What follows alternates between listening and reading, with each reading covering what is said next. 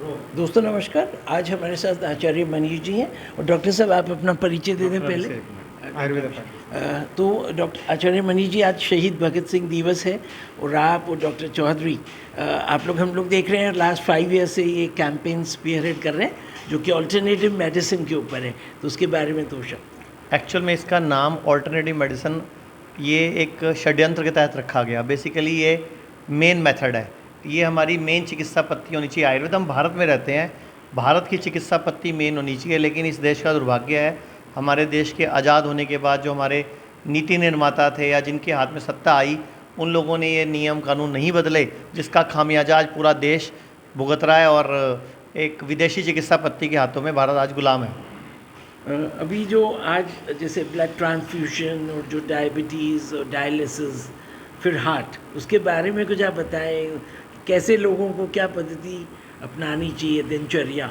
देखिए, हमारा जो शरीर है ये भगवान का बनाया हुआ है, स्वयं भगवान का अंश है। भगवत गीता के अनुसार हम भगवान का अंश हैं। ऋग्वेद के अनुसार हमें ये बोला गया है कि जब हमारी उत्पत्ति हुई, भगवान ने हमें बनाया तो सर्वश्रेष्ठ बनाया हमें, मतलब सारे जीवों में हम सर्वश्रेष्ठ थे। सामवेद में लिखा गया कि हम भगवान की छवि हैं, हम भगवान की कॉपी हैं। ऐसे ही गुरु ग्रंथ साहब में भी ऐसा ही लिखा हुआ है। तो हमें वो शक्तियाँ हैं भगवान वाली। जैसे हनुमान जी के पास शक्तियाँ तो थी, लेकिन उनको याद करानी पड़ी थी। ऐसे ही हम सब में शक्तियाँ हैं। और आयुर्वेद क्या करता है, कोई चिकित्सा पद्धति नहीं, आयुर्वेद जीने का विज्ञान है। आयुर्वेद का पूरा फुल फॉर्म ही है आयुर्जमा वेद, पूरी आयु को, संपूर्ण आयु को जानने का विज्ञान। तो आयुर्वेद बेसिकली पहली बात तो बीमार पड़ने ही नहीं देता, स्वस्थस्य स्वास्थ्य रक्षण, स्वस्थ के स्वास्थ्य की रक्षा करना सिखाता है, फिर बीमारी का इलाज सिखाता है। तो मेरे साथ डॉक्टर अभिषेक गुप्ता या आयुर्वेदा फेडरेशन ऑफ इंडिया से हैं। हम लोगों ने मिलकर मुहिम शुरू करी है कि इस देश को आज़ाद हुए आज 76 साल हो गए। जैसे अभी एक योजना है पूरे भारत में, आयुष्मान योजना। आयुष्मान योजना का नाम आयुष्मान योजना है, लेकिन आयुष उसमें है ही नहीं अभी तक, पता नहीं मान किस बात का है। तो उसमें आयुर्वेद शामिल करना है। डॉक्टर साहब उस मुहिम में साथ जुड़े हुए हैं। दूसरा, जितने भी स्टेट गवर्नमेंट्स हैं, इन सबके सरकारी कर्मचारी हैं, उनका इलाज भी आयुर्वेद से होना चाहिए। अभी सबके कार्ड एलोपैथी में चलते हैं। एक चीज़ जरूर हमें आयुर्वेदा फेडरेशन के आयुर्वेदा फेडरेशन ऑफ इंडिया के माध्यम से मिली है कि जो पहले हेल्थ इंश्योरेंस था वो सिर्फ एलोपैथी में चलता था, अभी वो आयुर्वेद में भी चलना शुरू हो गया है। ये बहुत बड़ी सफलता हमें आयुर्वेदा फेडरेशन ऑफ इंडिया की वजह से मिली है। आप कुछ बोलना चाहेंगे तो एक मिनट इनको कंप्लीट कीजिए। तो बेसिकली जैसे कि आपने दिनचर्या के बारे में बोला, तो है क्या कि हर चीज़ को जो बाहर दिखाया गया, इस देश में चिकित्सा को व्यापार बना दिया गया और व्यापार के रूप में जो जो प्रचार के माध्यम थे, उन माध्यमों में उन चीज़ों को बार बार हाईलाइट किया गया। जैसे उदाहरण के तौर पे अगर आपको एक छोटा सा उदाहरण दूं कि किसी को हार्ट अटैक आता है तो सॉर्बिट्रेट नाम की एक दवाई होती है जो जीभ के नीचे दबाते हैं। आप सबने भी सुना होगा कि इस तरह की एक दवाई होती है। तो वो क्या करती है, 7 सेकंड के अंदर उसका प्रभाव पहुंच जाता है और उसको हार्ट पे वो है आराम दे देती है।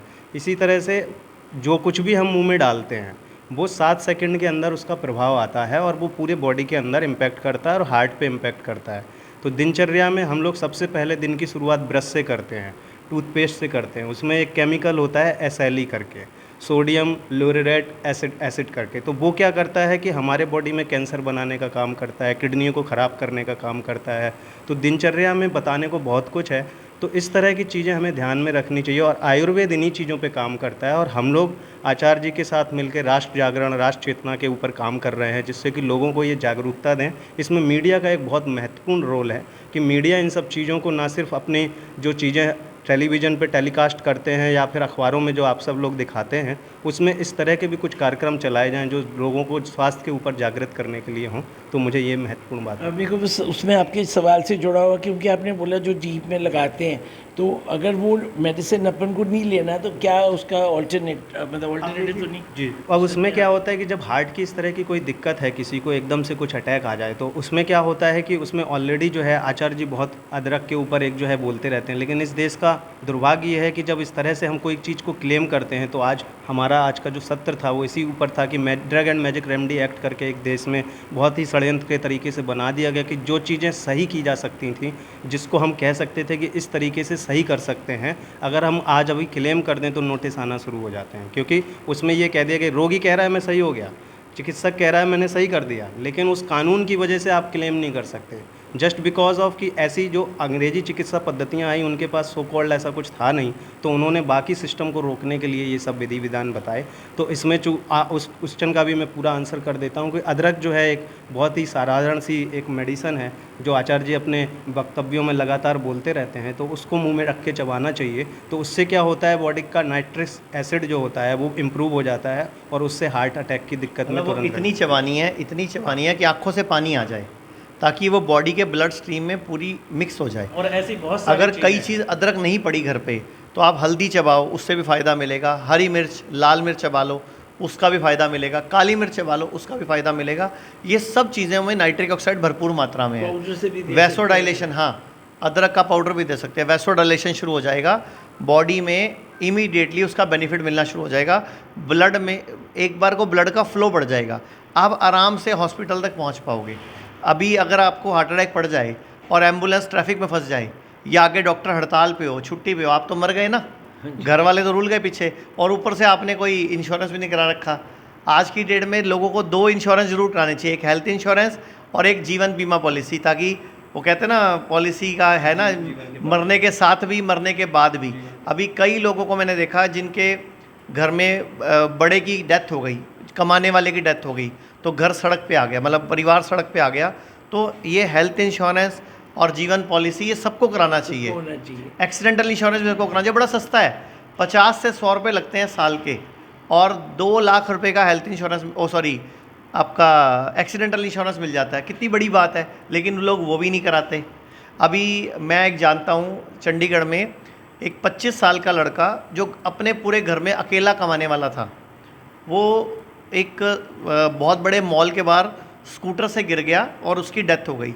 अब उसका पूरा घर सड़क पे आ गया है। वो तो शुक्र है कि हमारी कंपनी ने सारे एम्प्लॉइज़ से पैसा इकट्ठा करके उसके घर वालों की एफडी करा दी है, उसके इंटरेस्ट से अब उसका घर चलेगा, प्लस सरकार से बोल के उसको कुछ पैसा दिलवा दिया। लेकिन उस बच्चे की तनख्वाह इतनी थी कि वो अपना एक्सीडेंटल इंश्योरेंस करा सकता था, लेकिन नहीं कराते लोग, तो बड़ा दुर्भाग्य है। मैं आपके चैनल के माध्यम से जो मुख्य बातें हैं वो बोलना चाहूँगा। एक, आयुष्मान योजना में आयुर्वेद आना चाहिए, जो सरकार को इमीडिएटली तुरंत प्रभाव से करना चाहिए। दूसरा, सभी सरकारों को अपने रेलवेज़ को, एसबीआई को, हर बैंक को, हर कंपनी को अपने जो लोगों को इलाज देती है अपने कर्मचारियों को, वो कार्ड बनते हैं, वो एलोपैथी में चलते हैं, वो आयुर्वेद में भी चलने चाहिए। दूसरा, हर व्यक्ति को अपना हेल्थ इंश्योरेंस ज़रूर कराना चाहिए और नया करवाना है।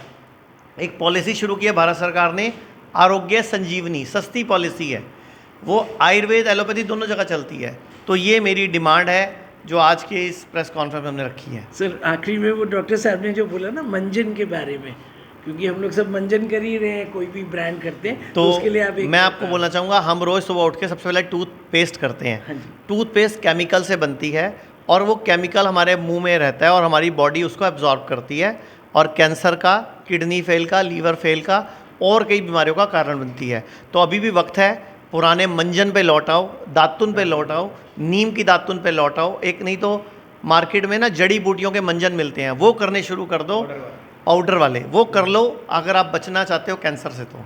वरना दिन भर आपको कोशिश की जा रही है कैंसर का पेशेंट बनाने की। जी, आपका सवाल। आचार्य मनीष जी, आपसे एक सवाल है।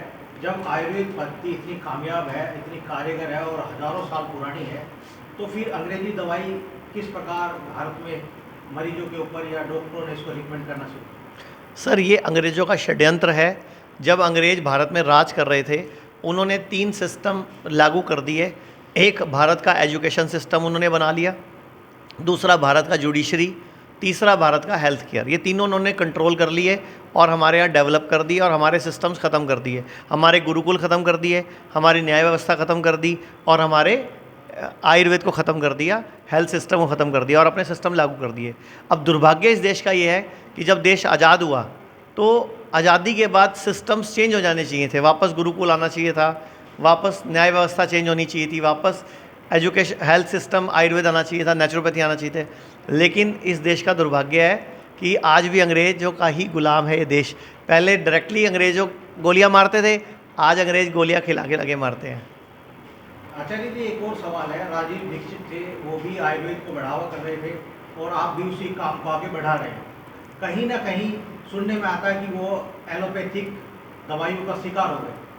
जी 30 नवंबर को भाई राजीव दीक्षित जी की जयंती है, जिस दिन उनका देहांत हुआ, और सभी बोलते हैं कि उनको medical mafia, pharma mafia, drug mafia इन्होंने मरवा दिया, या ये जो केमिकल वाली इंडस्ट्री थी, जो शैम्पू वाली कंपनी, उन्होंने तो ठंडा मतलब कोका कोला नाम ही रख दिया था, टॉयलेट क्लीनर मतलब कोका कोला नाम उन्होंने दिया था भारत में। उन्होंने तो बोला था टॉयलेट साफ़ करनी है तो इससे साफ़ करो। तो उन्होंने इस लेवल पे पहुंचा दिया था हमारे देश में कोल्ड ड्रिंक कंपनियों को।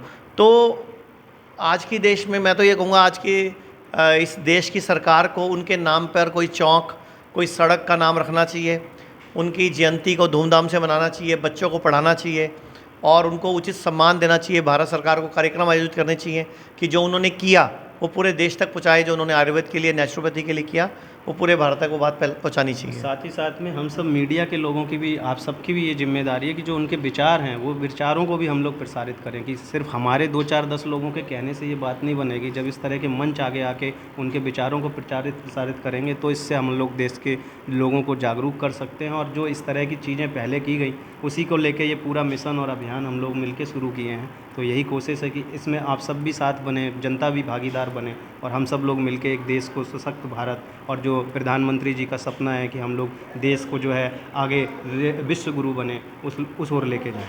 हम लोग एक आज शपथ लेते हैं सब लोग, और हम लोग कोशिश करेंगे कि हम लोग अपने खुद के अचार उसमें ये सब चीज़ें लेके आएँ और फिर लोगों को बताएं, अपने पास पड़ोसी को बताएं। धन्यवाद आचार्य जी, प्रणाम।